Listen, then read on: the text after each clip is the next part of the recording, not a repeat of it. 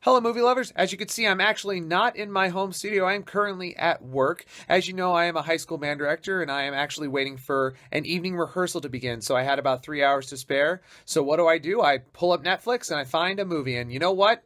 I found a hidden treasure. Destiny, released in 1921. It is a German silent film directed by Fritz Lang. I was really looking for something. I was still kind of in the Halloween mood, but I didn't want a full-on horror film. So I saw this, read the plot, and was like, that's pretty good. So I watched it. Now, before I give you my take on it, I want to give you a brief synopsis. First off, it involves an engaged couple. They're traveling the German countryside, presumably on the way to their wedding. They don't really explain. It's just kind of there, and we're supposed to assume that way. But from what I took it, they were on their way to their wedding site. And while they're on their way, they stop in just a small town. And when they get there, there's this looming figure, a stranger that keeps showing up and disappearing in different places. And we are led to believe, and then confirmed later, that this is the character of Death. Now, while we're there, the couple goes to the local inn, and while the bride is turned away, the groom disappears.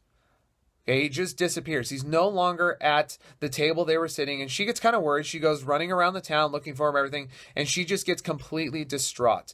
And she reads this old text, and one of the words that comes out of it was, or one of the sayings that comes out of it, I should say, was, "Love will always conquer death." And she says, you know what? That's great. If love can conquer death, I can get this guy back. So she goes to the apothecary and starts giving him this fake story. And while he has his back turned, she drinks some poison.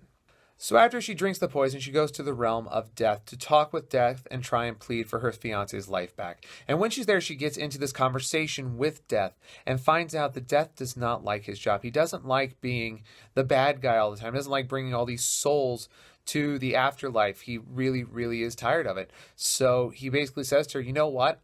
I already don't like my job. If you think you can do it better, I'll give you a chance. And he gives her 3 chances. He shows her 3 candles, and each one represents a life. And he tells her, if you can stop just one of these candles from going out, so in other words, can you save one of these 3 lives, I will give you your fiance back. And obviously she takes it. It's like, oh yeah, I can definitely stop one of these. How hard is it to stop death? Because, everyone can just stop death like that. That's how it works. But anyway, so after that, we go into 3 stories, 3 completely different stories that have nothing to do with these characters. The characters disappear for the next probably hour of the film. I don't remember. But we go through 3 different stories. The first one takes place in the Middle East during Ramadan. The second one takes place in Renaissance Venice. And the last one takes place in ancient China. Now, that's going to be the end of my actual synopsis in this one. If you want to check out my spoiler-filled review, the link for that will be in the description. Go ahead and click on that and make sure you realize that there will be spoilers in that when you check it out. So beyond the synopsis, I was really, really impressed with this film. I mean, the effects, first off, were just hands down probably the best ones I've seen in silent films. Now, obviously, compared to today, they're going to be rudimentary, very, very basic, and a lot of, film overlays where they do stop motions with certain things. Death, to give the appearance of going away and coming back, there was actually a lot of fade in and fades out from the scenes, and he would just appear and then go away just like that. But there was also a lot of things that happened, specifically in one of the stories, because it involved a magician, and the magician actually made items move. So, they had the overlay. Obviously, there were some string effects, everything, but they had some stop motion on that as well, and everything. And it was just really, really impressive to see what they could do in 1921. It really, really kept my interest.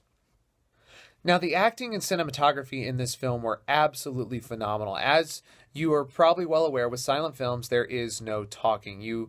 That's why they're called silent films. It was before they would actually put the soundtrack in with the film. And because of this, the actors really had to show their emotion based on their movements. I mean, big movements here, there. They had a lot of eye makeup and everything, so you could actually see what was going on. And the actors were just... I could always tell exactly what they were wanting. I could tell exactly what they were feeling. It was quite obvious and just very, very well done. And then obviously the other part of the cinematography, or the storytelling in general, was the music. Now, originally, music was performed live with an orchestra in front of the screen when this was originally premiered. But because this is now modern day technology, they actually had an orchestra record the music and put it over.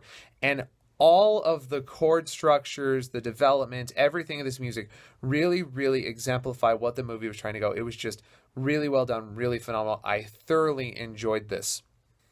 So this is a hidden treasure, and because it's a treasure, we want to know how much it's worth out of 10 coins, and I'm going to give it a 9 out of 10. I have seen better silent films than this one, but not many. This was just so well done.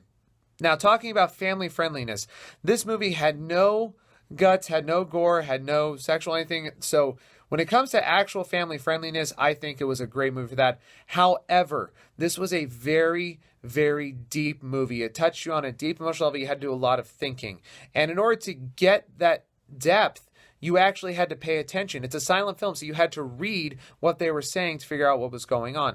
And then throughout that, you had to talk about death, and death doesn't like his job, and you can't escape death, or can you escape death? Is it possible? Is love really that much stronger than death? And all of those combined really makes it a movie that you have to think about. And because of that, while it is still a family-friendly movie, I'm still going to recommend that someone be 15 or 16 years old when they actually watch this.